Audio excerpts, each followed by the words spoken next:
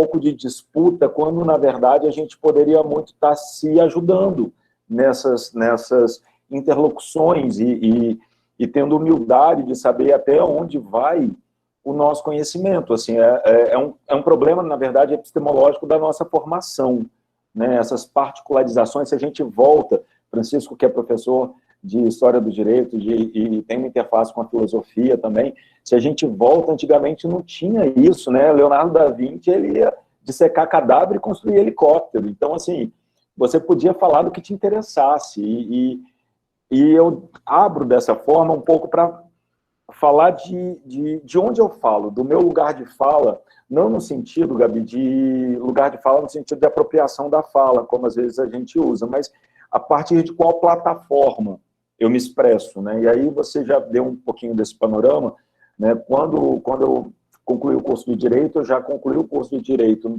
lá em 2000, com inquietações que não eram próprias da época, que eram as inquietações ambientais. Na época ainda não se falava tanto nessas questões ambientais e nesse diálogo com outras disciplinas, com a biologia, com a botânica. Eu lembro da esposa do professor Eric, que foi fazer, ela se formou na FDCI e foi fazer doutorado em oceanografia, porque ela lida com direito ambiental. Então, assim, a gente tem essas interfaces. E eu estou num momento em que eu me sinto um pouquinho ralo não no sentido de superficial, mas ralo de pia mesmo. Eu tenho muito essa imagem de mim mesmo nesse momento.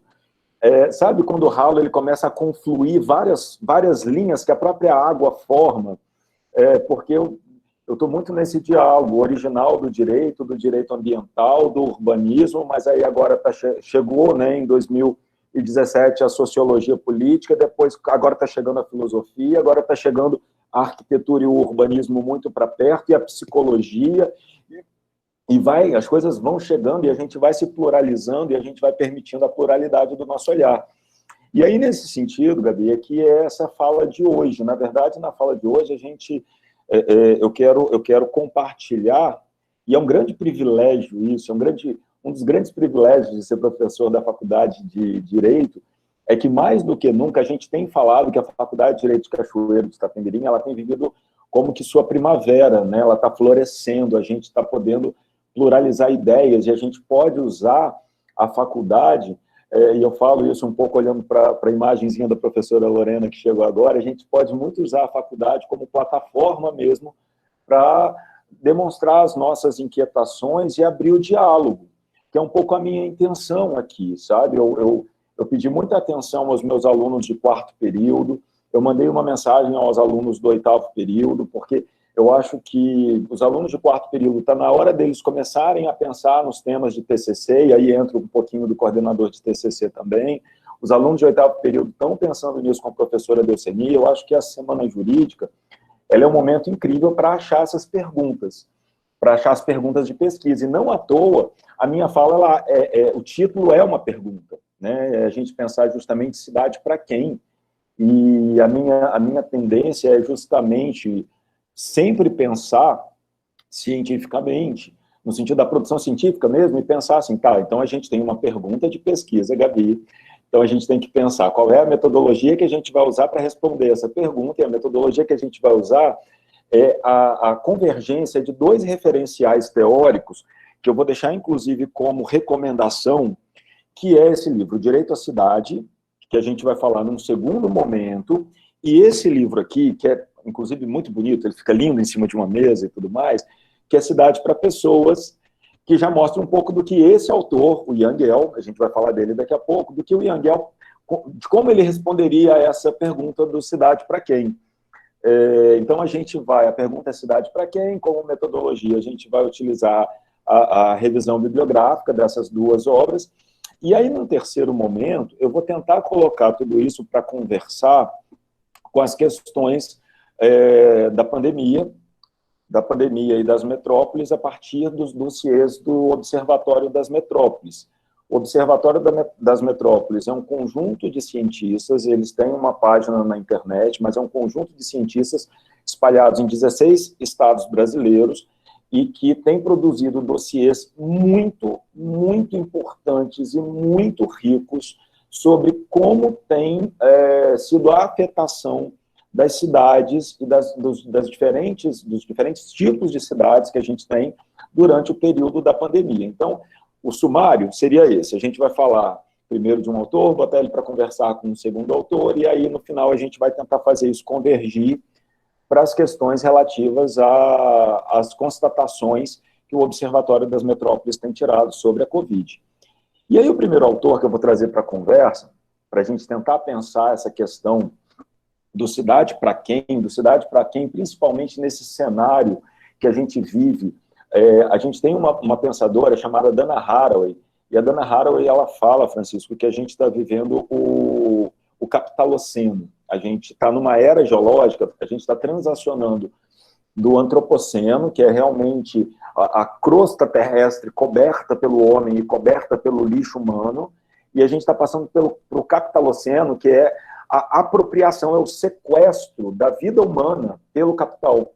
Não à toa a gente viu essa semana um episódio absolutamente triste, que foi aquele episódio de um determinado supermercado, a gente não vai falar o nome porque está gravando e a gente tem responsabilidade jurídica, mas de um determinado supermercado onde um funcionário faleceu durante o expediente de serviço e cobriram o corpo dele com guarda-chuvas para esconder e não interromperam as funções do supermercado.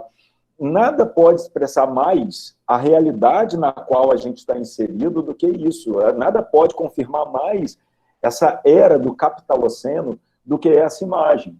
E aí o Yangel, e é sempre importante, eu quero muito falar um pouquinho da biografia desse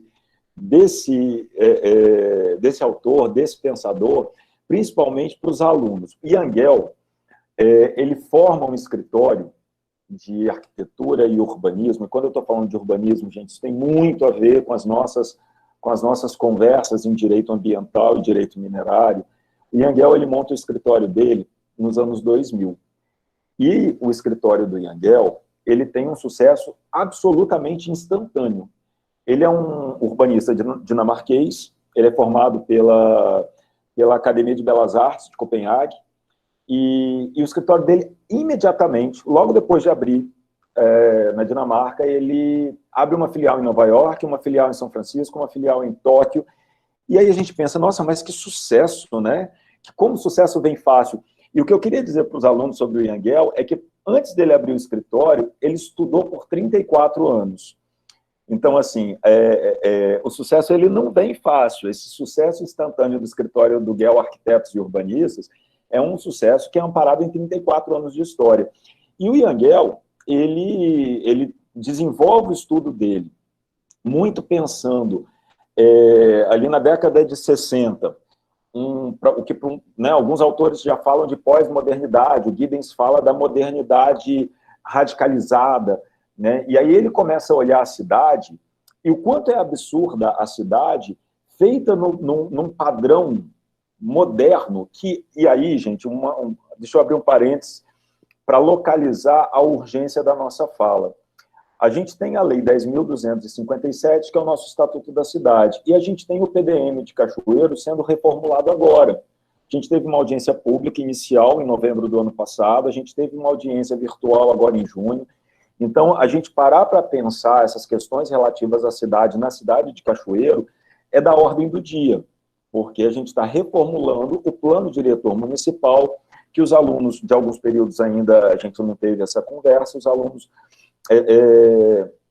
o plano diretor municipal é a lei que tenta ordenar artificialmente o município. E é isso que o Yangel, lá na década de 60, na Dinamarca, ele para pensar o quanto é estranho essa fabricação, essa confecção artificial da cidade, quase que como linha de montagem. O modernismo, ele pensa as cidades em 4 linhas. É lazer, trabalho, moradia e transporte. Né? São essas 4 linhas que você tem que considerar para os modernistas numa cidade, e aí você fabrica a cidade, como linha de montagem mesmo. Ele faz, inclusive, embora seja dinamarquês, uma crítica nesse livro, muito dura a Brasília, e ao Niemeyer, e a artificialidade das cidades. E aí é interessante, Gabi, quando eu olhava a biografia do Gell, eu me lembrei muito de você, com as questões, com os nossos debates sobre ecofeminismo e tudo mais, porque quem provoca o Gell a sair desse fazer artificial sobre o ambiente urbano, essa coisa cartesiana de olhar a cidade. Quem provoca o Gell, o Ian Gell, a mudar esse olhar é a esposa dele. E é interessante que a gente consiga fazer essas conexões, porque a esposa do Ian Gell, ela é psicóloga. E aí um dia a esposa do Ian Gell vira para ele e fala assim, que interessante, né? Que curioso isso. Ele pergunta o quê, minha filha? O nome dela era Ingrid, Ingrid Munz. Francisco sabe que é a pessoa casada há muito tempo, chama a esposa de minha filha. É o quê, minha filha? Aí ela fala, é curioso porque, embora... Oi, professora Márcia, boa noite. Embora a cidade seja para pessoas morarem, vocês, urbanistas, pensam a cidade, e a pergunta da nossa fala é cidade para quem? Vocês, urbanistas, pensam a cidade não para pessoas, mas para os automóveis. E esse olhar foi o olhar de uma psicóloga, que instou o urbanista, o cara que estudou, ele estava, nessa época, ele já tinha recebido uma bolsa da Academia Real de Belas Artes, em 1966, para ir para a Itália, para ele observar as cidades italianas que tinham uma dinâmica muito diferente de Copenhague. E aí ela fala, vocês fabricam cidade para carros, vocês não fabricam cidade para as pessoas. E é muito interessante a gente pensar nisso, e aqui em Cachoeira a gente tem vários exemplos disso, onde muitas vezes as ruas, elas vão aqui na entrada, na Joanes dos Santos Neves, a gente tem vários trechos da avenida em que as calçadas elas foram suprimidas para abrir espaço para os carros. E é curioso, porque isso também é uma captura da cidade, é um rapto da cidade pelo capital. É absurdo que as pessoas aqui na avenida, que nos conduz em muitos, né, muitos de nós à faculdade, as pessoas elas não têm lugar nessa avenida. Quem tem lugar são os carros. Então, assim, se a gente for olhar uma cidade da pós-modernidade, da modernidade radicalizada, a gente vai estar falando de uma cidade que não é para pessoas. Se a gente observar, inclusive, as placas de trânsito que manifestam um pouco do exercício do poder de polícia, né? Então tem lá a placa, 40 quilômetros é o máximo que você pode andar com o seu veículo. Essa placa, ela não está na rua, ela está na calçada. Quando tem calçada, também tirando espaço do pedestre.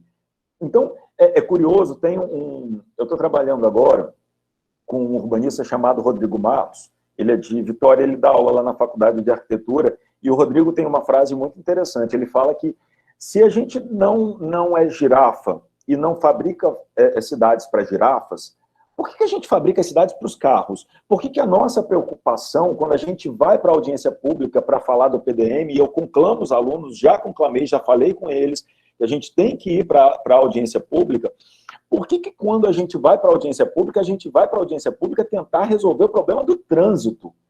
Quando, na verdade, uma constatação... E o Ian Gell, ele cria uma metodologia e ele comprova essa metodologia cientificamente. Ele inventa um método para que as cidades sejam cidades para pessoas.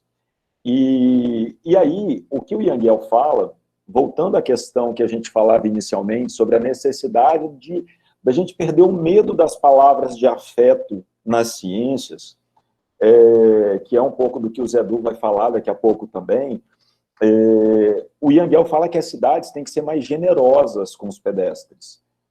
E que com isso, gente, a gente precisa criar espaços que convidem as pessoas a estarem nas cidades e se apropriarem das cidades.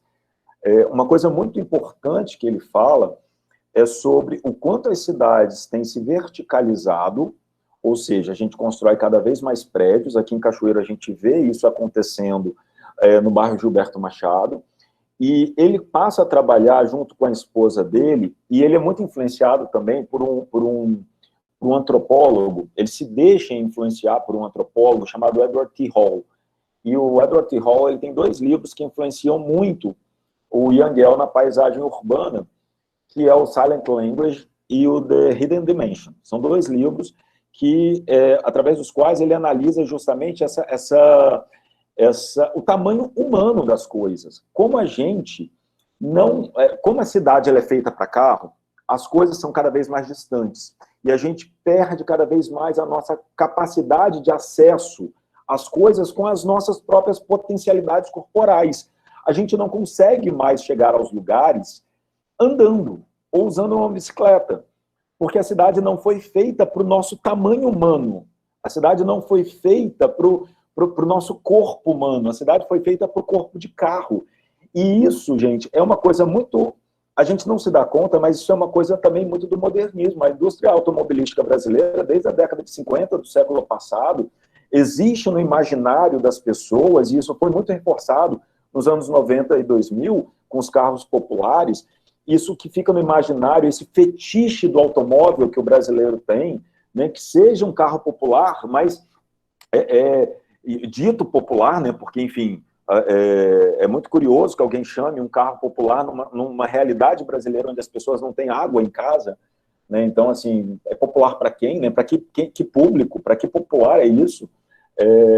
Mas a gente cria essa história de que a indústria automobilística é uma das grandes indústrias associadas com a do petróleo, e para isso a gente precisa de cada vez mais rua, para dar espaço e para dar vazão para esses automóveis. Então, assim, na visão do Gell, o que o Ian Gell ele chama atenção é que as nossas cidades atuais, elas não são para pessoas. Ele fala uma questão interessante, que se a gente transportar para Cachoeiro, e aí eu deixo essa pergunta para vocês pensarem, o Ian Gell fala que a qualidade de uma cidade a gente mede pelos espaços em que a gente para, pelos espaços em que a gente para e fica parado na cidade.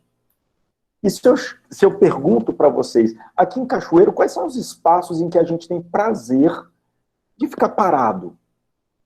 Porque se a gente pensar, tem a Praça Jerônimo Monteiro, os bancos são de pedra numa cidade muito quente, então, e não tem tanta sombra. Então, assim, quais são os lugares aqui da cidade? Eu consigo pensar em um lugar que é a Praça dos Macacos, é um lugar em que eu tenho realmente prazer em ficar parado ali naquela praça.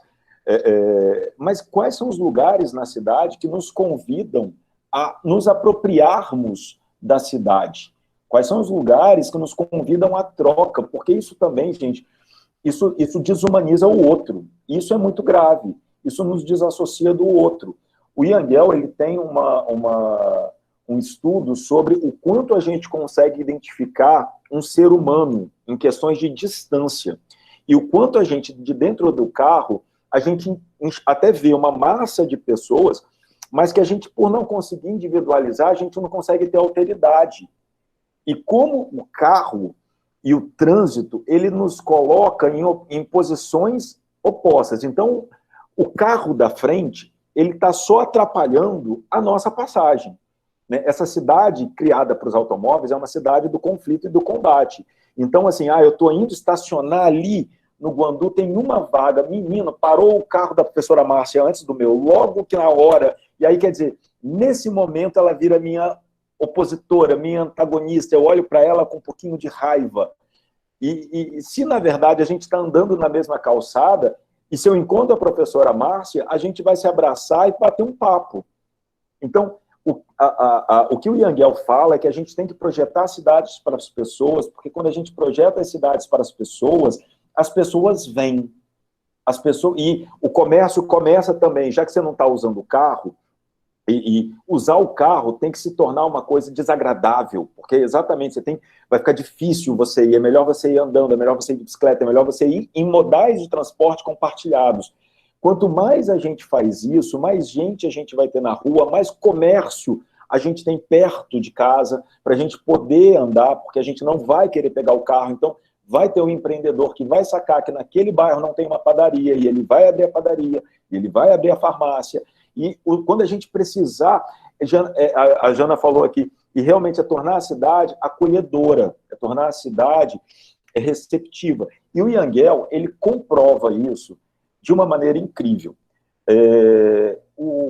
Nova York tem uma avenida que cruza a cidade inteira, que é a Broadway.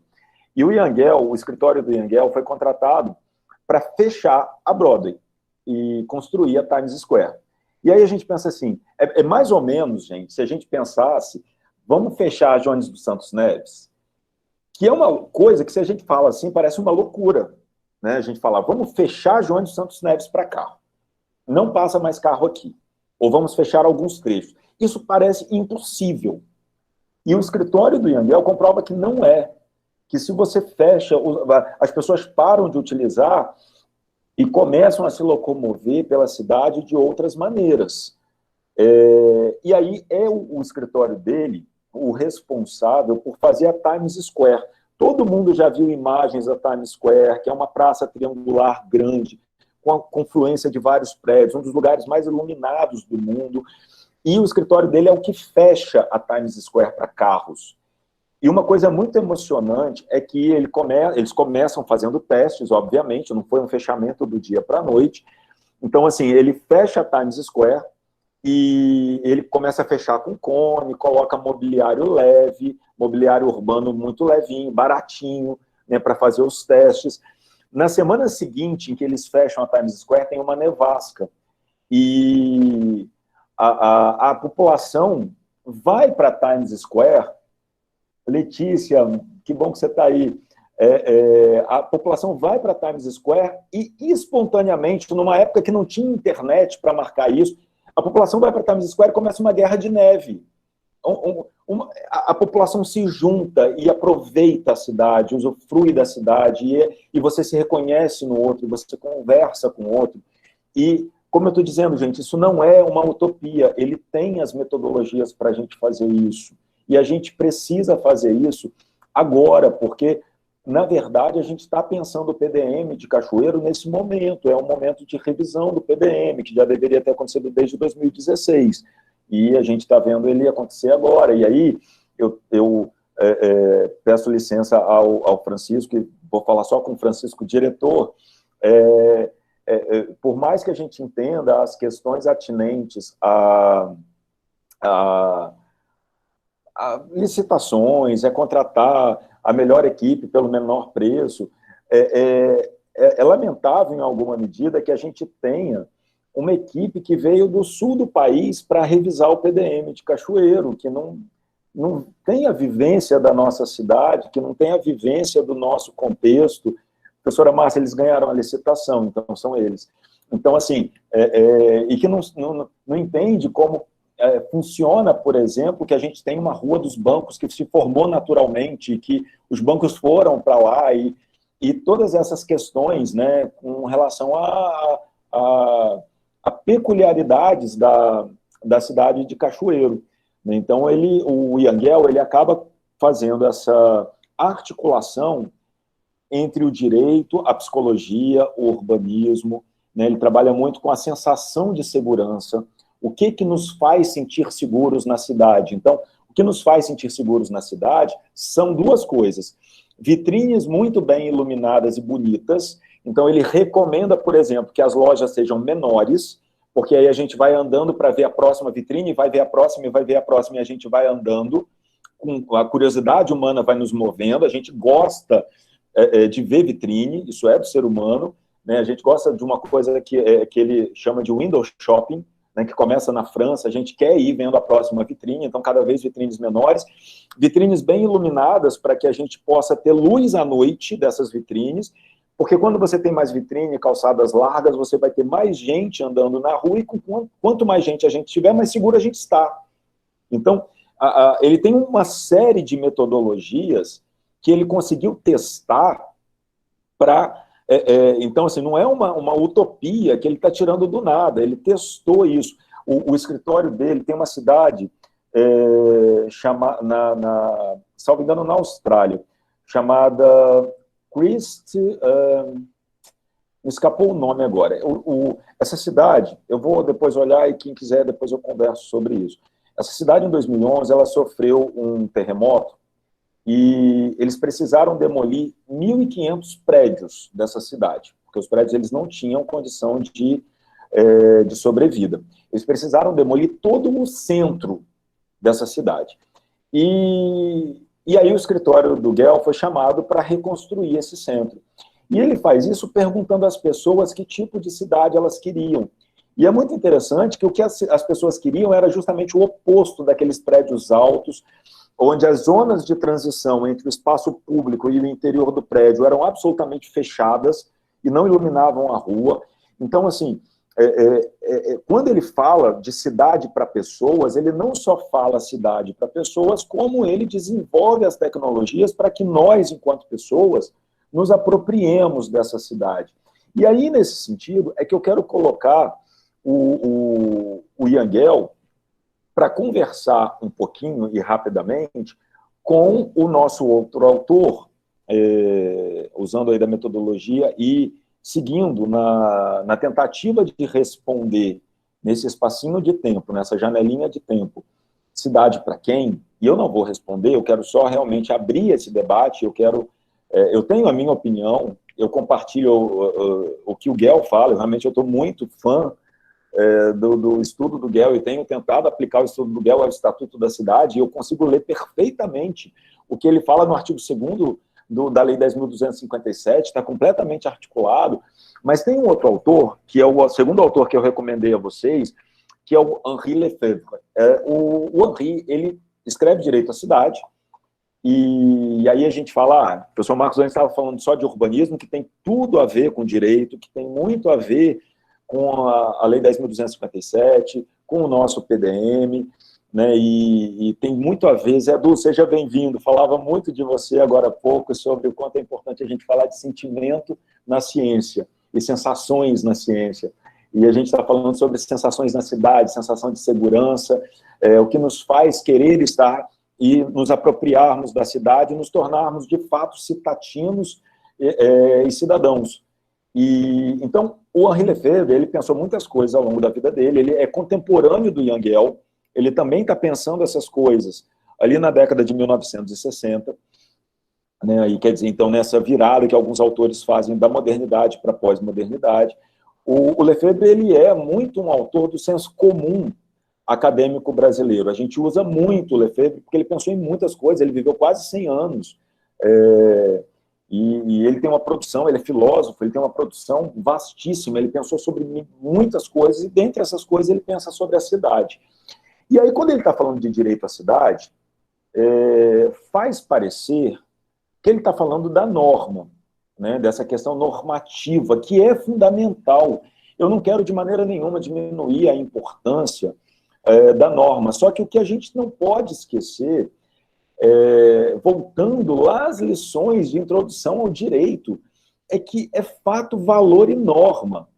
E não a norma que vai vestir artificialmente o fato, que é a crítica que eles fazem. Gente, se a gente pega Brasília com aquelas super quadras e com gramados imensos, e a gente olha, professora Márcia, aqueles gramados, as pessoas, gente, elas não respeitam aqueles pavimentos. A gente olha o gramado, ele está todo circulado pelo caminho que é mais curto, a pessoa passa pela grama. Então não adianta a gente fazer normas de PDM, normas urbanísticas, que não respeitem e não tenham escutado as pessoas nas audiências públicas. E para isso que a gente tem que ir para a audiência pública. E aí o Henri Lefebvre, ele fala sobre, entre outras coisas, ele fala sobre a questão do direito à cidade. E uma coisa que é muito importante, como eu disse, o Henri ele é muito senso comum acadêmico brasileiro, mas é muito lamentável a forma parcial com que se lê o Henri Lefebvre, porque ele é um autor marxista.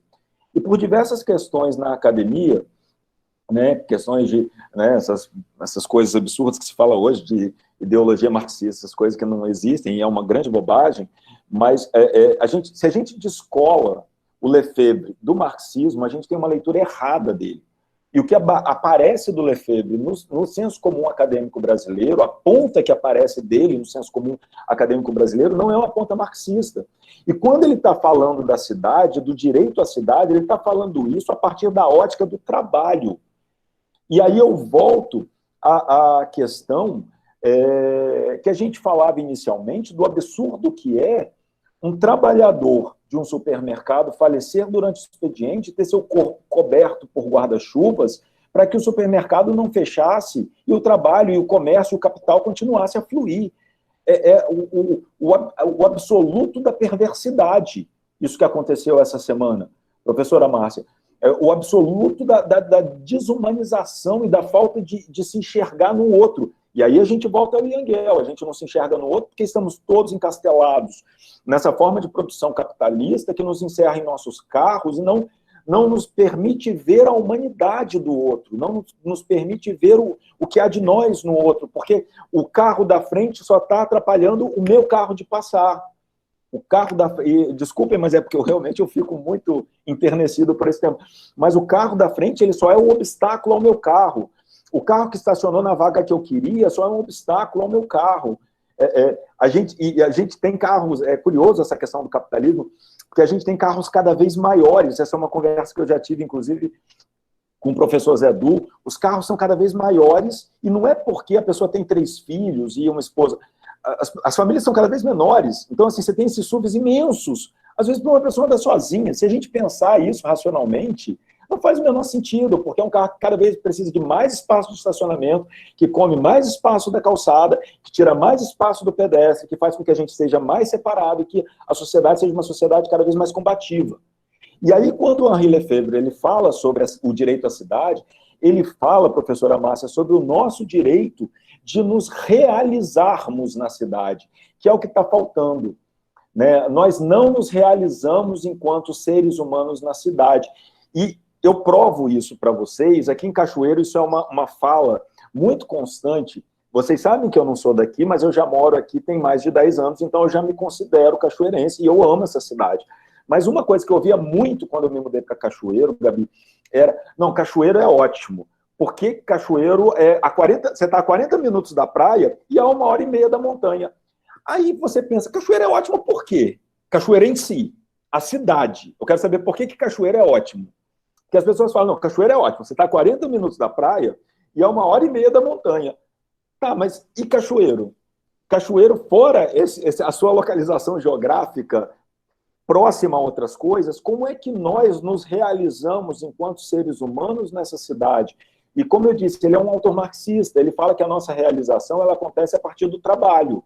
Então, o que ele chama a atenção é sobre o quanto é triste que a gente tem a cidade apenas como um lugar onde a gente tem a nossa força de trabalho apropriada, raptada, muitas vezes por um trabalho alienante, que as pessoas não gostam de fazer, o quanto é lamentável que a gente trabalhe 8 horas por dia, algumas pessoas, eu amo meu trabalho, tá, Francisco? Amo mesmo. O quanto é lamentável que a gente trabalhe 8 horas por dia até os 65 anos, depois a gente viva mais 15 e morra.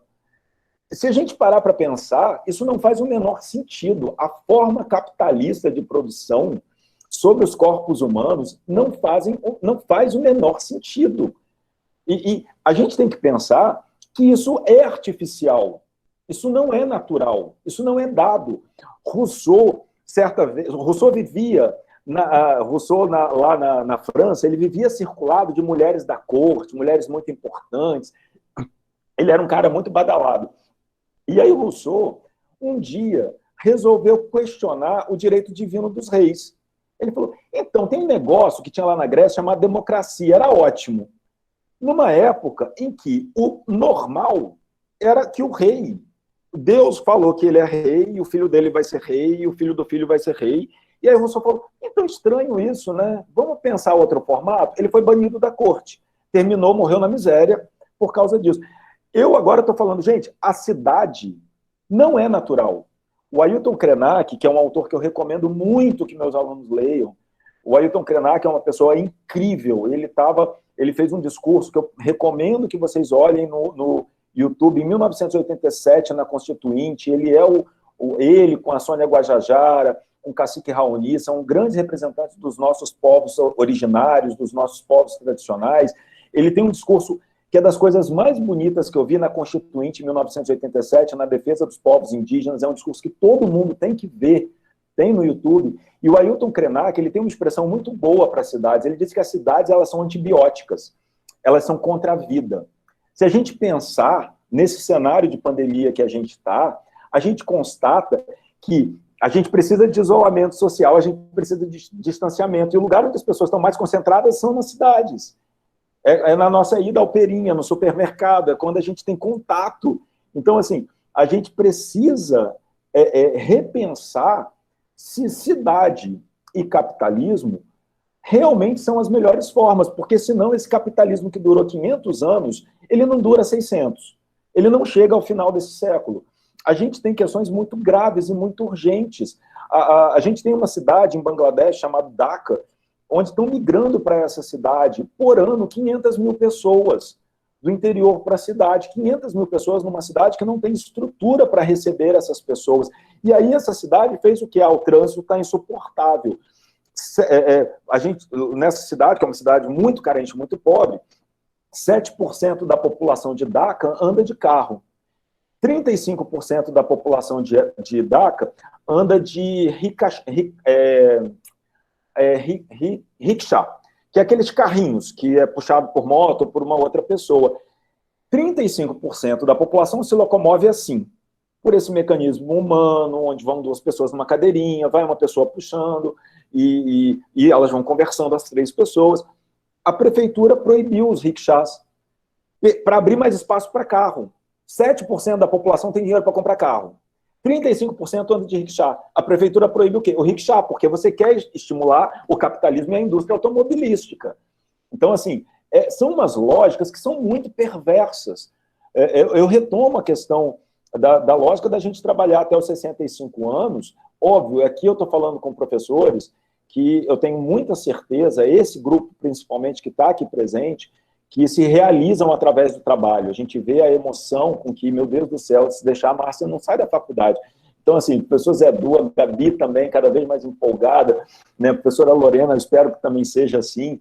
Então, assim, a gente se realiza através do nosso trabalho. Mas tem trabalhos que são absolutamente alienantes e a pessoa fica naquilo ali, de repente, e eu não estou menosprezando a função, eu só estou dizendo que é um trabalho que, de repente, não realiza a pessoa. Um caixa de supermercado que trabalha 8 horas por dia até os 65 anos, depois ele vive 15 e morre. Que vida foi essa? Sabe? Então, assim, o que o Henri Lefebvre fala é sobre essa nossa necessidade de nos realizarmos na cidade, enquanto seres humanos, porque a gente fica esperando o fim de semana para ir, o que ele fala, respirar a natureza. E a fala do Henri Lefebvre tem um lugar especial aqui no Espírito Santo, que é a coisa do agroturismo, porque o agroturismo, não sei se vocês sabem, ele foi inventado aqui no Espírito Santo em 1987, em Venda Nova. A expressão agroturismo foi inventada aqui, no nosso estado. Então, o que o Lefebvre fala é extremamente real aqui no nosso estado. A gente espera o fim de semana porque a gente não se realiza na cidade de Cachoeiro, porque, como o Yangel falou, a gente não tem lugares de estar na cidade de Cachoeiro.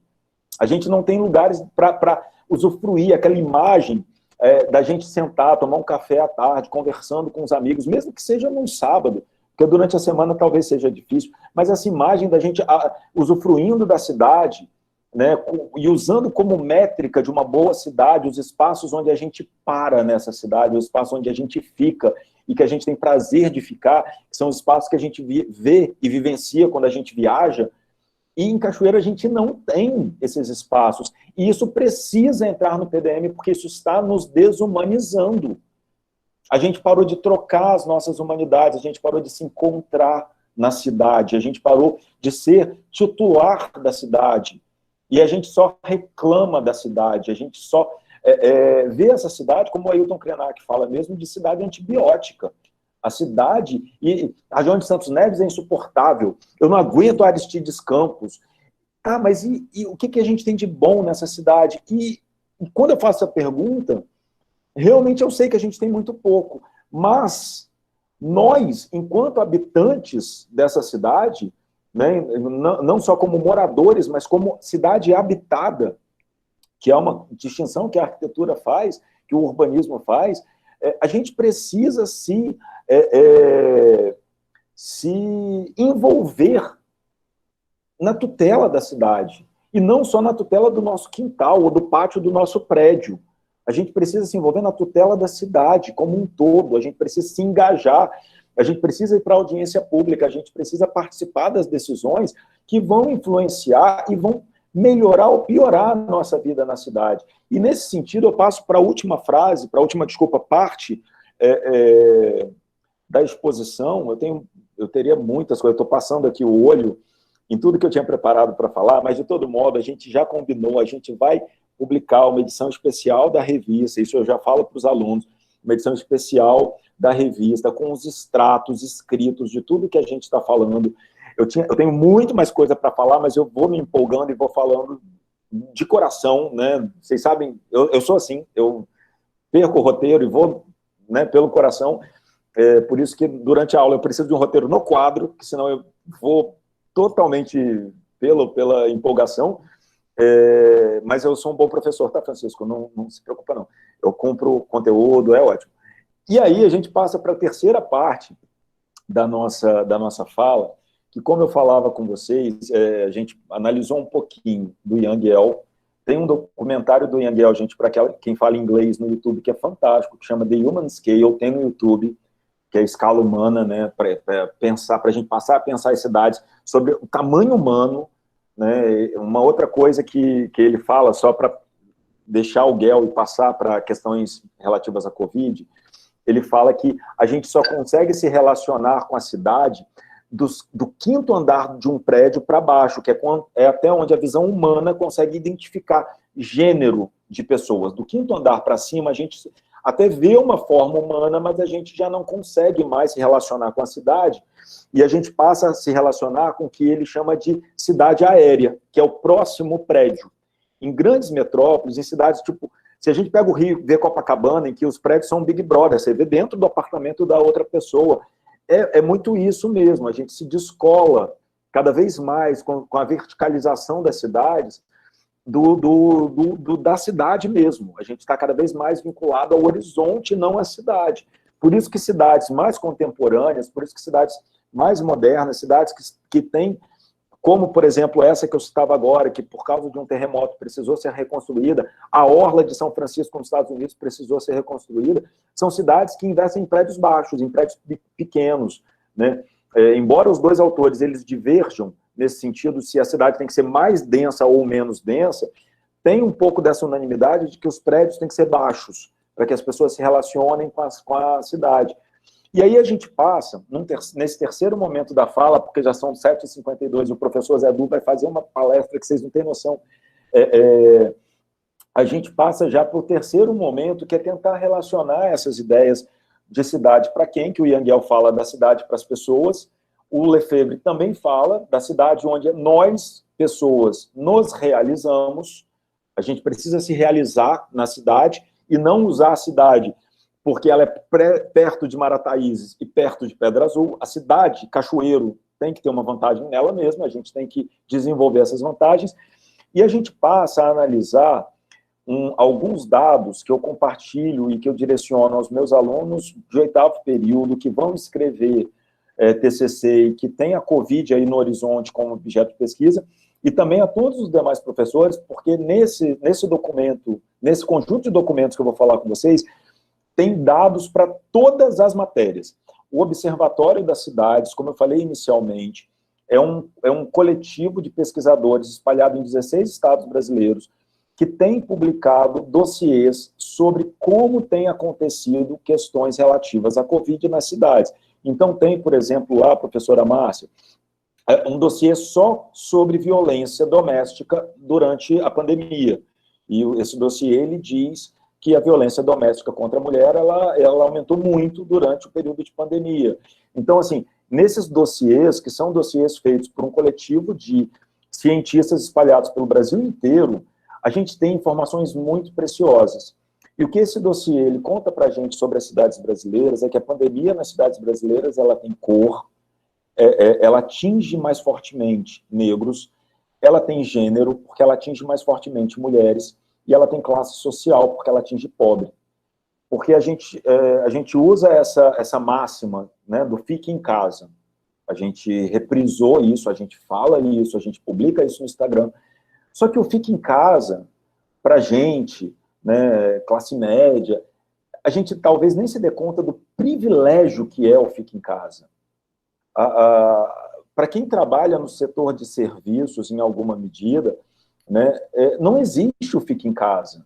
Porque para que a gente possa ficar em casa, nós que não moramos em fazendas autossuficientes, alguém tem que trazer o alimento, alguém tem que trazer o que a gente precisa. Então, para que a gente possa exercitar o fique em casa, tem toda uma população, toda uma parte da população que a gente só vê quando vai à portaria do prédio pegar a encomenda, tem toda uma grande parte da população que não tem o fique em casa. Tem um monte de mulheres que são mães de família que, além de não ter angústia de repente, não estar podendo sair para vender uma coisa no sinal, falando de comunidades mais carentes, de pessoas mais carentes, ela ainda tem angústia de voltar para casa e contaminar a mãe dela que mora com ela e que ela sustenta, e os filhos, que também não fizeram isolamento social porque ela não estava em casa e as crianças ficaram brincando na rua o dia inteiro. Então, assim, o fique em casa, nas cidades brasileiras, é um privilégio de poucos. E é um privilégio que, tristemente, é de poucos. Isso a gente está falando de um cenário mais básico, mas, assim, tem comunidades, gente, em grandes metrópoles, e aí eu estou falando, inclusive, da região metropolitana, professor Zé Edu de Vitória, onde são comunidades que elas são dominadas por milícia, e o trabalho do mercadinho e o trabalho das pessoas ali, do comércio local, não pode parar, porque o miliciano não deixa. Então, assim, que cidade é essa que a gente criou no Capitaloceno, né, nesse período geológico do capital, onde os nossos corpos eles foram raptados pelo capital, o nosso tempo, o nosso horário, nossa saúde, por vezes, é raptada pelo capital. Né? Eu vejo quanto o Francisco, por exemplo, ficou muito mais grisalho depois que ficou diretor. Quer dizer, o corpo de Francisco foi capturado pelo capital. Ele está, coitado. Você vai vendo que a pessoa vai, né, ela ficando... Então, assim, se a gente junta esses dados e cruza esses dados com o que a gente tem visto relativo à Covid, né, a gente vê que a Covid, a pandemia, afeta as populações da cidade de maneiras diferentes. E isso tem a ver com uma recomendação que eu tenho feito aos alunos para olhar, que é um tema chamado racismo ambiental.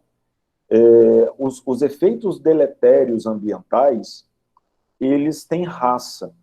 Se a gente for olhar aqui em Cachoeiro, por exemplo, aqui em Cachoeiro, é interessante a gente notar que o bairro mais populoso da cidade é o bairro União.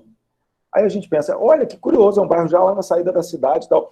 Mas o bairro União ele é muito populoso porque é um bairro mais carente e tem muitas pessoas morando na mesma casa. Então, assim, a gente também vai falar de isolamento social numa cidade onde, de repente, várias pessoas elas separam os cômodos da casa com móveis ou cortinas. Não há isolamento social real numa situação como essa, que as pessoas, inclusive, trabalham no setor de serviço, entregando iFood, Chef Mio, e tem que voltar para essa casa. E muitas vezes, né, em muitos bairros mais humildes do Brasil, em muitas comunidades, não tem saneamento básico, não tem água limpa. Então, assim, essa pandemia... Gente, a primeira vítima do Covid no Rio de Janeiro foi uma senhora negra que contraiu a doença da patroa que foi para a Itália e voltou doente. E essa senhora faleceu e a patroa dela está viva. Então, e essa senhora, ela levava para chegar à casa da patroa, ela percorria todos os dias para chegar à casa da patroa 114 quilômetros. 114 quilômetros todos os dias para trabalhar. Que cidade é essa que a gente está fazendo? Que cidade é essa que está construindo? A gente, hoje está friozinho, está gostoso, a gente pensa, puxa vida, que cidade, né, que delícia, friozinho, a gente fica chique. Em São Paulo tem 25 mil pessoas morando na rua e 40 mil imóveis desocupados. Que cidade é essa? Que tem 25 mil pessoas morando na rua, sem ter onde lavar a mão para não contrair a doença, e tem 40 mil imóveis na cidade desocupados, que vejam, quer dizer, é mais do que suficiente para alojar toda essa gente, que vai ser muito impactada pela doença, porque, de repente, pratica mendicância, porque, ao contrário do que disse a esposa do prefeito, faz isso porque precisa e não porque gosta, ninguém é mendigo porque gosta, e pega o dinheiro, que é o jeito que tem, e não tem onde passar, não tem onde lavar a mão, álcool gel, imagina álcool gel. Então, assim, a gente construiu cidades que, e aí eu começo a encerrar, elas são cidades feitas para carros, elas são cidades que não nos realizam, e são cidades que maltratam, no sentido de maltrato mesmo, de tratar mal populações, parcelas da população que tem raça, tem gênero e tem cor. E todos nós, enquanto operadores do direito, interessados por diversas disciplinas, a gente precisa desenvolver em nós a pulsão de vida, e é isso mesmo, é pulsão de vida, de entender que nós somos, a gente às vezes até pensa que não, gente, porque a gente às vezes é meio alienado, mas nós somos a elite intelectual desse país. Quem chega ao ensino superior nesse país, num cenário onde as pessoas elas vivem em lugares onde às vezes elas não podem sair para uma entrevista de emprego ou para fazer o Enem, porque está tendo troca de tiro com a polícia. Nós somos a elite intelectual desse país e com grandes poderes vem grandes responsabilidades. Então a gente, e para isso é que a gente está estudando, e Yangel estudou 34 anos antes de fazer alguma coisa, né, porque também a gente não pode ser, como diz a professora Márcia, numa expressão muito chique que eu aprendi com ela, a gente não pode ser assodado, acho chiquérrimo assodado, a gente não pode ser assodado, a gente não pode ir na base do eu acho, a gente tem que estudar, tem que ter dado, tem que ter levantamento, mas tem muita gente fazendo esse levantamento, a gente tem que se engajar, os alunos da Faculdade de Direito, mais do que nunca, eu estou muito feliz, porque a gente, agora, os TCCs foram depositados ontem, e a gente já tem mais de 10 trabalhos publicados agora na vigência, isso é absolutamente revolucionário, incrível e muito feliz.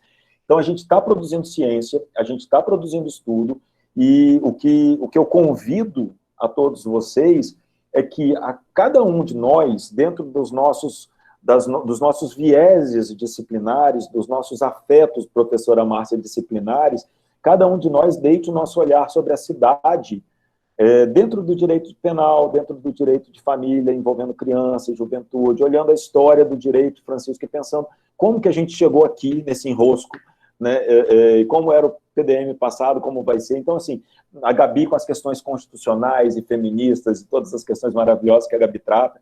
Então, assim, é um pouco isso, gente. Assim, eu queria compartilhar essas inquietações e deixar aí para vocês a minha hipótese de resposta, sendo bem científico. Eu queria que a professora Delcene estivesse aqui para me ver falando de hipótese. A minha hipótese de resposta científica que eu quero testar é que as cidades sejam para pessoas, e não mais para carros, e não mais um lugar onde a gente não se realiza, e não mais um lugar antibiótico, como disse o Ailton Krenak, que mata uma determinada população de acordo com o seu gênero, com a sua raça e com a sua classe social. Tá bom? Era isso que eu queria conversar com vocês hoje, gente. Muito obrigado pela atenção de vocês ao longo dessa última hora. Muito obrigada, professor Marcos. Maravilhosa a sua... Ele não gosta de falar palestra, né? Ele fala que é a fala. Eu falei assim, a sua palestra... Qual é o nome da sua palestra? Não, não é palestra, é minha fala. Uma conversa. Muito humilde. Muito bom, amei. Acho que trouxe todo mundo para uma reflexão um pouco atípica, né? Que a gente, às vezes, não para analisar, para refletir de fato, né? Basta um olhar atento para o nosso redor para a gente perceber que tudo isso, tão bem colocado por você hoje, é a nossa realidade. A gente, na sua primeira pergunta, né, que perguntou para a gente qual é o local em Cachoeiro que a gente se sente bem, que a gente tem vontade de ir, ninguém conseguiu formular uma resposta. Então, daí a gente já vê que realmente não é para a gente. A cidade não foi pensada para nós. Isso fica muito claro desde o primeiro momento que você começa a questionar esses pontos. Muito obrigada, fiquei muito feliz por te ouvir falar hoje. Às vezes a gente, antes, né, na época do presencial, a gente se encontrava ali na sala dos professores, conversava um pouco, mas nada como te ouvir enquanto aluna novamente. É um grande prazer e grande honra. Eu que agradeço, Gabi, agradeço de verdade. Salve de palmas, professor Marcos. Finge que está todo mundo assistindo pessoalmente. Parabéns, professor. Obrigado. Parabéns, Marcos. Muito boa fala. Obrigado. Deus.